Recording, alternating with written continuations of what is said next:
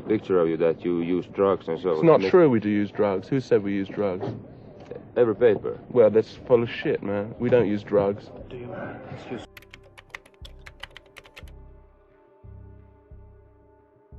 The Rolling Stones, and you were the first big pop group, to be busted for drugs in the UK. And it caused quite a lot of consternation and debate as to whether in fact it had been rigged.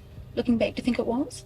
Oh, yeah. Do you think you were being used as an example? Absolutely. Why do you think this was?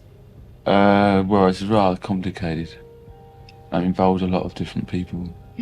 And it just sort of snowballed.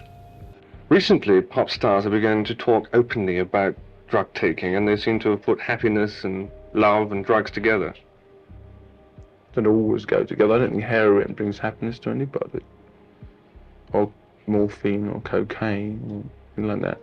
This is terrible, terrible things that people just get hooked on, and they're really not nice at all. There might be other kinds of drugs which aren't as harmful as this at all. And we've got a fantastic, the whole world, Western world has got a fantastic legalized drug system, which there's hundreds and hundreds of places where we're supposed to take drugs, and namely alcohol, which is very big business.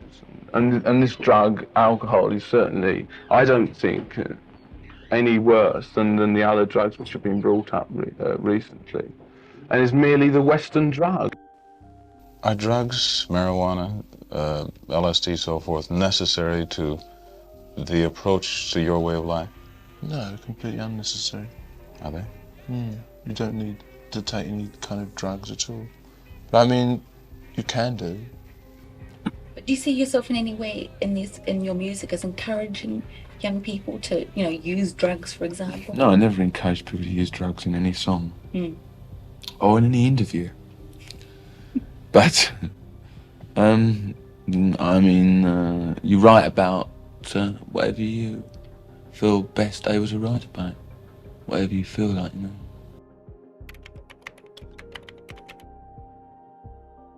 I think when the Led Zeppelin came, they were like searched and everything. They weren't busted because but they were searched by the police, and almost every band that's come to Australia, I've been told, has gone through this, But that was with the other government, so we hope, And the Stones never been to Japan, nor they not allowed anymore to go there still. Some of drugs. And drugs and general misbehaviour. There was a whole thing here about any lyrics that mentioned drugs, whether they could be played or not. There was a big flap over that. Do they have that over there too? Yeah, a bit of that, yeah. They banned a lot of records. What's the theory behind that? They figure that if people hear any mention of drugs on the air, they're immediately going to run out and start taking them. But they've got all kinds of other things, where they think that any kind of, they want to be clever, so any kind of reference to anything, if they can twist it round to mean something else, they'll stop playing the record. Yeah. You had a reputation of being on the edge, of pushing the envelope of excess. Yeah, and I did it for a very long time, and then it comes to a point where you go, well, I did it now, I think I have to sort of watch it, because I prefer to be able to do what I do for longer. It's very dull being, you think that you're having a good time, but you're really just a slave to something. How long did it take you to realize that? 25 years. I'm a quick study. When it was in the group and it was famously reported about Keith Richards and the like, did it ever affect your performance? Probably. You don't remember? No, of course I remember.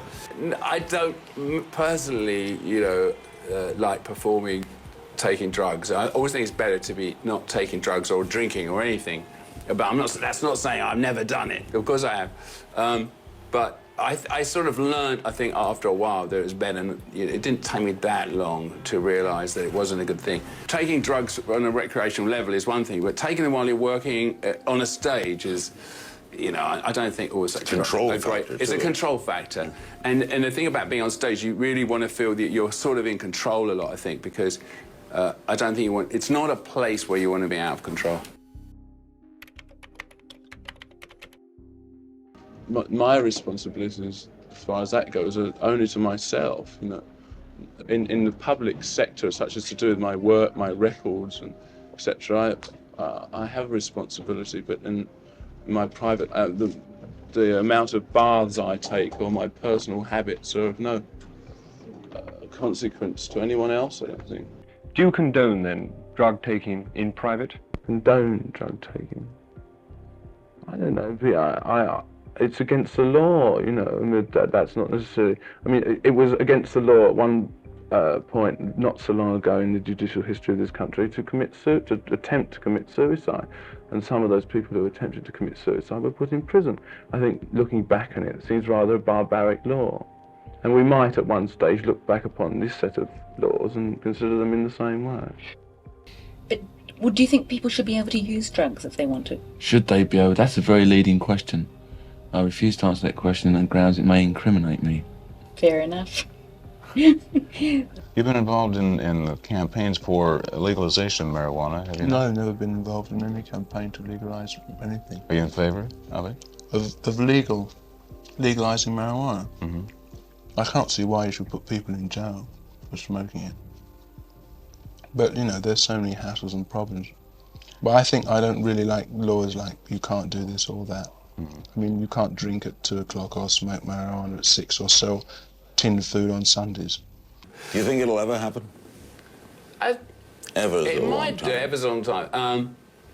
People, you know, there's certainly, you know, human beings seem to have a propensity to want to take drugs in some form. You know, Makes you feel for better. thousands of years, people have taken drugs, you know, whether it's like alcohol, which was invented, what, 5,000 years ago. People have been using that, and all kinds of marijuana and all these things, tobacco, I don't know how many thousands of years. Long time, I'm sure. And so all these drugs have, you know, it seems to be the propensity of human beings to want to use them. So I think you have to take that as read, you know.